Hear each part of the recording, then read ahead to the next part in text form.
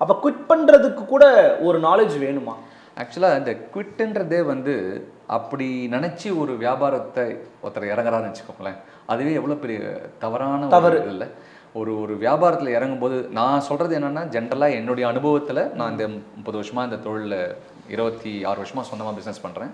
4-5 வருஷம் ஒர்க் பண்ணியிருக்கேன். இந்த 30 வருஷம் அனுபவத்தில் ஒன்றே சொல்ல முடியும்.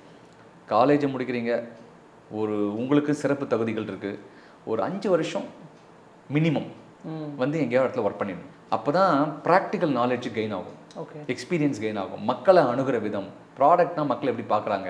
5 வருஷம் கழிச்சு நீங்கள் சொன்ன ஐடியா இருக்குல்ல, 20-21 வயசில் ஒரு ஐடியா வந்தது, அது 26 வயசில் நீங்களே சீர்தூக்கி பார்த்தா, ஒன்று நீங்களே அது கழுவி ஊற்றுவீங்க, இல்லைப்பா நான் அன்றைக்கி யோசிச்சிட்டேன், நான் அன்றைக்கி யோசிச்சதும் இப்போ பெட்டராக தான் இருக்குது, இன்னும் நான் பெட்டர் எவால்வ் பண்ண முடியுன்ற நம்பிக்கை வரும்.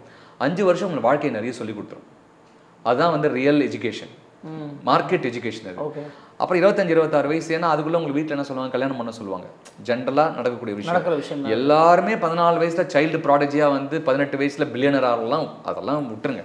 அதெல்லாம் வந்து 100ல் 1 நடக்கலாம், சந்தோஷத்தில் அது உங்கள் வீட்டில் நடந்தால் சந்தோஷம்தான். அப்போ நான் பொதுவாக வெகுஜனத்துக்கு நான் பார்க்குறது என்னென்னா, அப்போ ஒரு 5-6 வருஷத்தில் ஒரு முதிர்ச்சி வரும். அதுக்கப்புறம் நீங்கள் யோசிக்கலாம்,